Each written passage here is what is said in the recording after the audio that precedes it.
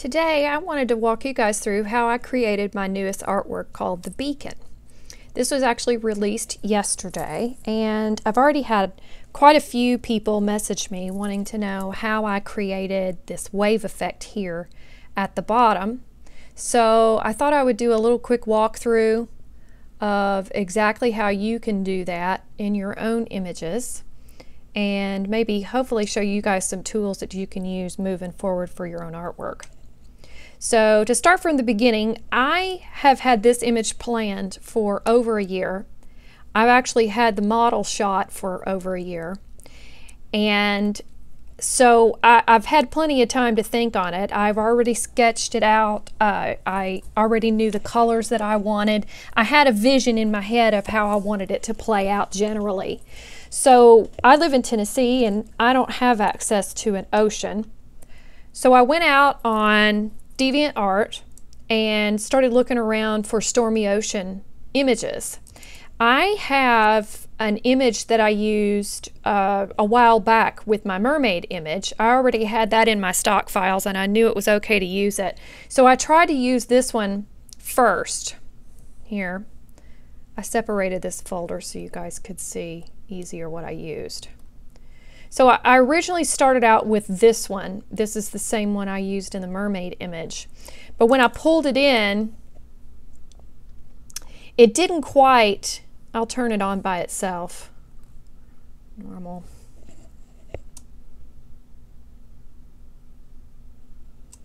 It didn't quite have the turmoil or the turbulence in the waves that I wanted. But it did have the lighting direction, and it did have the tones.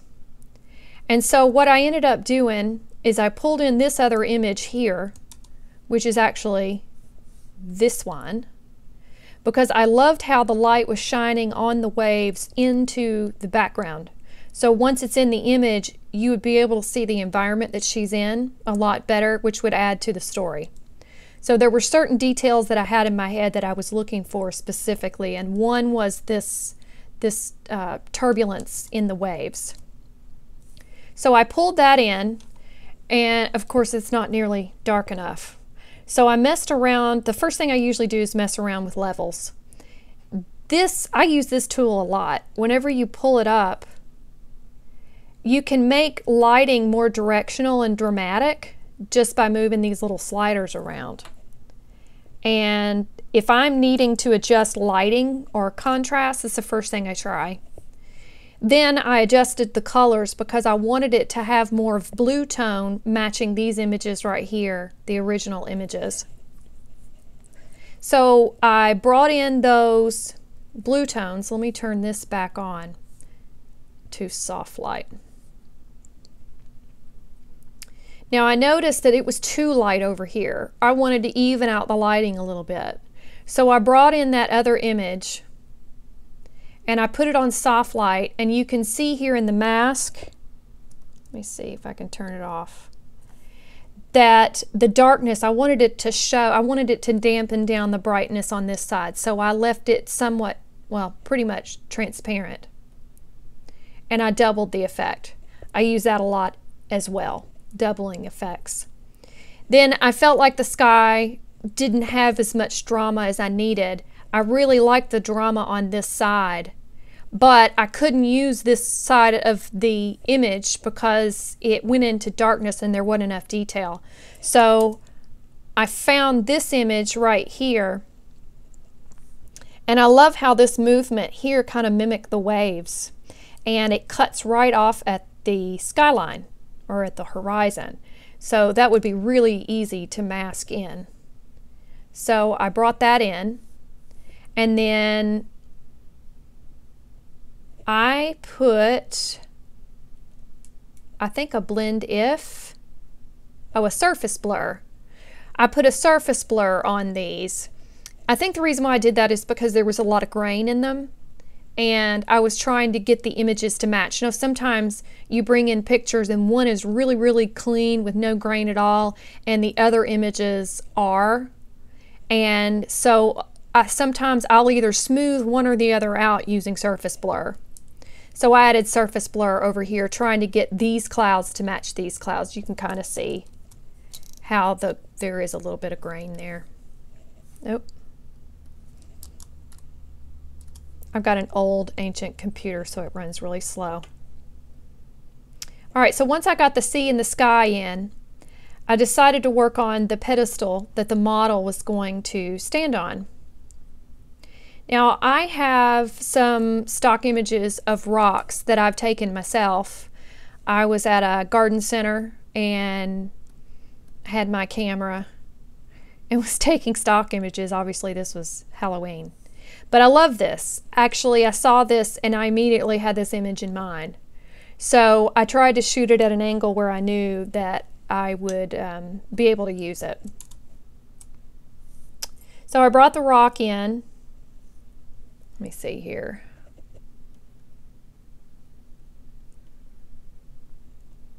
I want to take this down. So here's the original rock that I shot. And at the time, I was thinking that it needed to be deeper. And when I tried to stretch this out from top to bottom, obviously it looked weird. So I had another stock image of a rock in my stock images.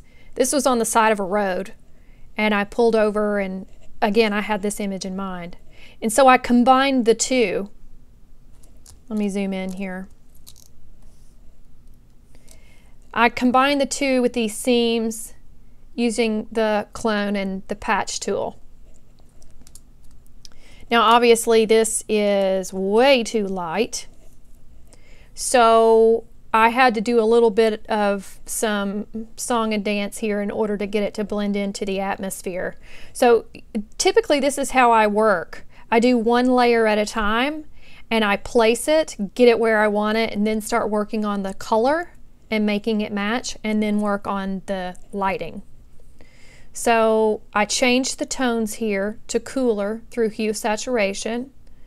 I worked with the levels here. So that's pretty dramatic. It's pretty cool how levels will make light even more directional and make your darks darker and your lights higher. So it looks like it's being lit from above. It magnifies the light that's on it. And then here I messed with the color and hue saturation a little bit more. The next thing I did was bring in my model, Krista. Let me take you over to the original image that I shot with her. We did a number of different shots. I wanted a dress that inferred a lighthouse, and most of the time when you see a lighthouse, you'll see ones with stripes. So I ordered this dress online. It's one of those cheap little eBay $12. You can kind of see through it in spots, so I had to fix all that. But it works great for a photo shoot. I wouldn't wear it on the red carpet, but it worked for what it was. Krista is an amazing model. She's helped me a couple of different times. She's a ballroom dancer, so she's got really good body movements and body language. All right, so here Krista is at the very beginning shot. You can see I basically just used the pen tool and cut around her and placed her on basically where the rock is. Now the dress right here is straight down. I use the liquify tool with a really big, let me see if I can show you the size of the brush. The really, really big round, well, it's got my painter brush on it, but it was about that big. I took it and I pushed the dress that direction. I didn't want to cause it to warp so much that the pattern broke. Because lighthouses are pretty sturdy, they don't typically blow in the breeze. So I wanted a little bit of subtleness with it. So I cut around her here. Let's see if I can use this. I cut around her here, and I knew I was going to replace her hair. But the first thing I have to do is fix this dress right here, the little gap. And so I ended up using the clone tool and the healing tool and hand painted this little, like just painted black across the top. and you can see I painted all the way around, and it went around her hair, so I kind of had to mask that little part off because I knew it would stay, or show. But as you can see, that gets rid of it makes it smoother. It makes a big difference. I'm a stickler for not having dresses that are wrinkled or anything like that. I feel like it's really distracting, so I try to take all those distractions away. And then I also put in the shadow under her feet here, so it looked like she was really standing there. At this time, I didn't know where I was going to put the splashes because her dress may or may not show this rock. I wasn't really sure. That's the kind of things I usually work out once I get into the project. Then I pulled in some stock hair images. I use these the stock hair images all the time. I found them on DeviantArt. I actually did a blog post on how you can use them. It's been one of the coolest tools that I've had. Okay, so you pull the stock hair images. I'll link it to the post below us, but they're just basically swaths of hand-painted strands of hair, and you can bring them in and you can color them and use the warp tool and place them where you want them. All right, I'll zoom in here so you guys can see this. This right here is the width of the strands that come in. They come in, and then you can use the transform and the warp tools in order to get them placed. And at this particular one, I was working on the hair that was coming around from the backside, and I knew the wind was going to be blowing to the left, blowing it forward. So I started placing in the strands. So I have multiple times where I pulled these strands of hair in, and each time I did, I figured out what the settings were going to be in order to edit the color and make it match. You can see when I turned this off, this was the original color. It was like a dark brownish red, and when I lightened it, then of course it turns pink. So using the hue saturation and the levels, I made it match more the tones of her hair. Now I knew that when I turned this to screen, it was going to turn it even brighter, and you'll see that in the final, where once you turn on screen, it's going to make it even lighter, and so that would actually get it closer to this color here.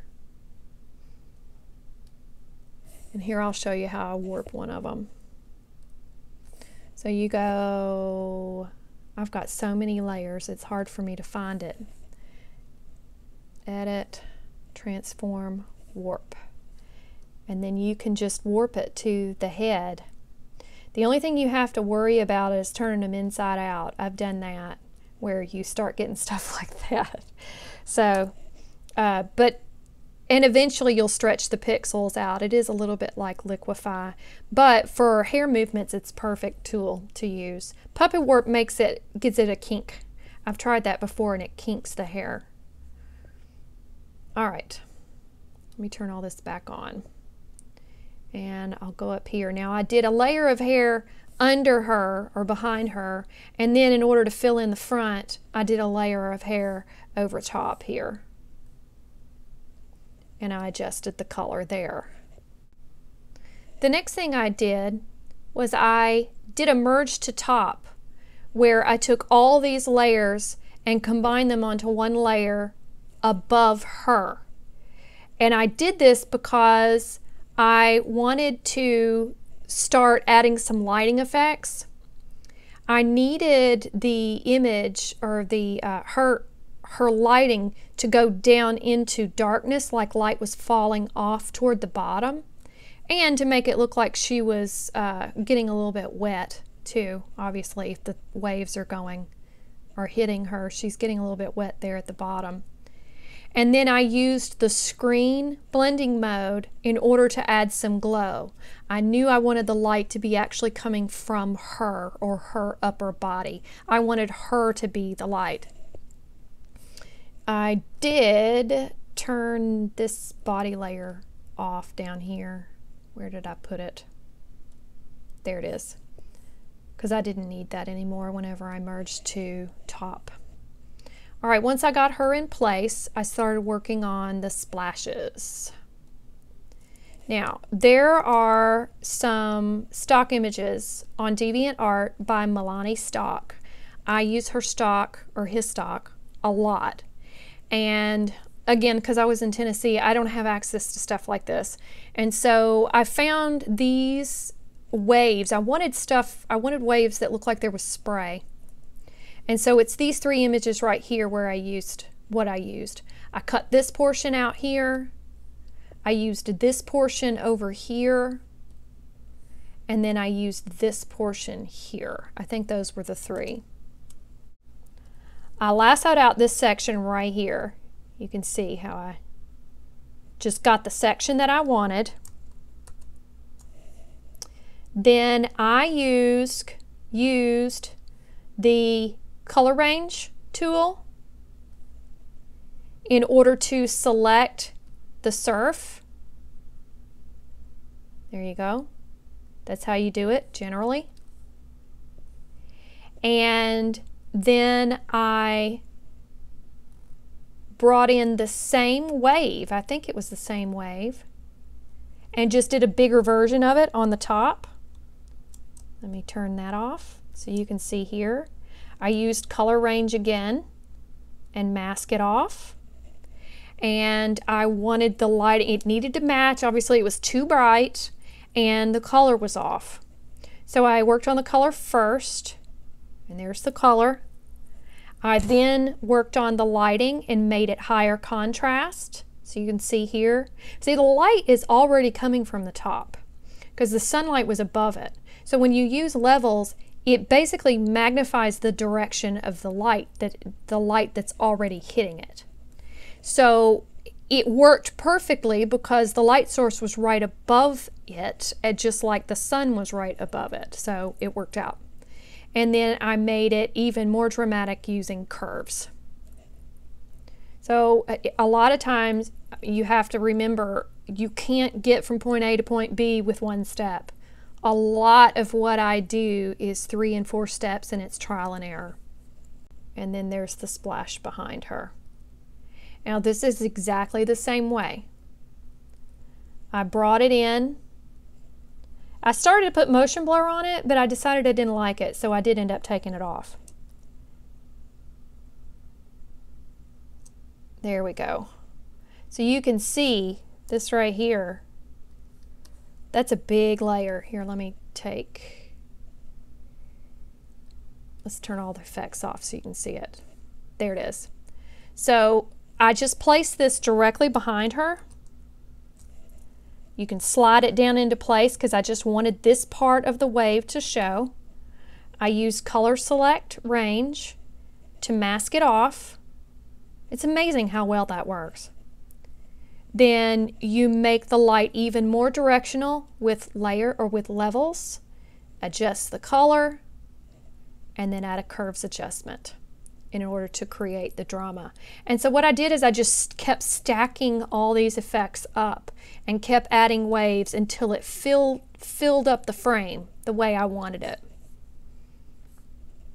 Now, did I get them all turned on? I think I did. Yeah, I think that's it.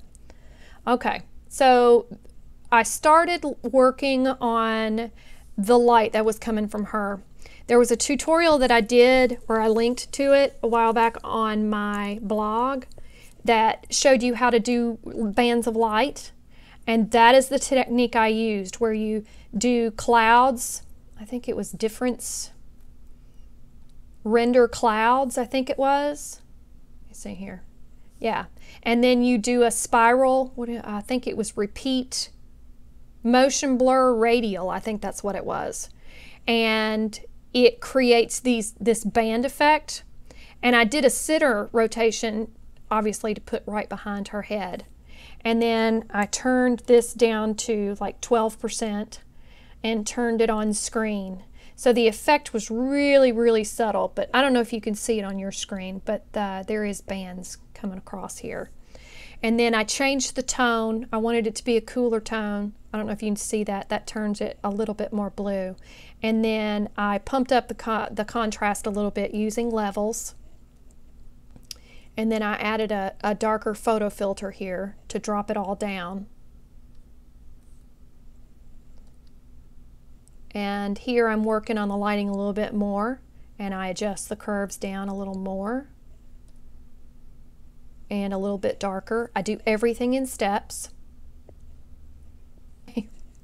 All right, I added glow by adding a light blue, let me turn it on, a light blue light behind her. I used the paintbrush, soft paintbrush, and painted it behind her.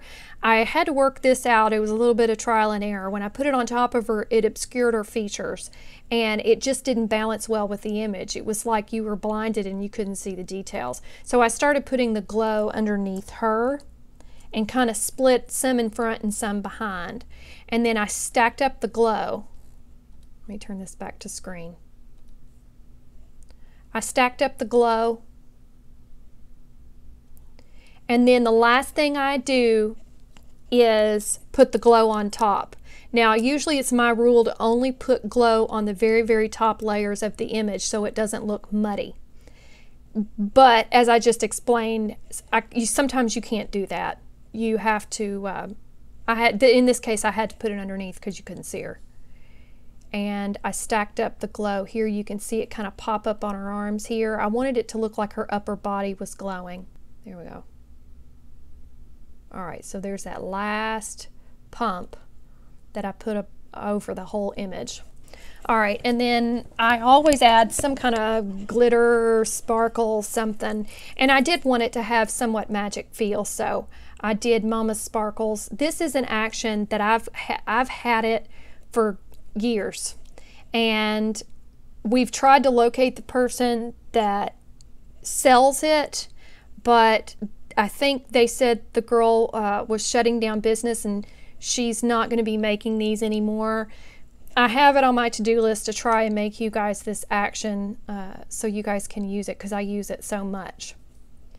Now the very last thing I did was I was really nervous about this banding here. You can see this banding. And I sat here and scratched my head for 20 minutes trying to figure out how to fix that. And I figured out in the end it's an illusion on the screen. Once you actually save this out as a JPEG, there is no banding. I found that happens a lot, a whole lot. So sometimes it's just banding on the screen, but go ahead and export it as a JPEG, and 9 times out of 10, it won't even be there when you print it out or export it. I hope you guys found this really helpful, and if you have any questions, put them in the comments and I'll try to get them answered. You guys keep learning and keep sharing it forward.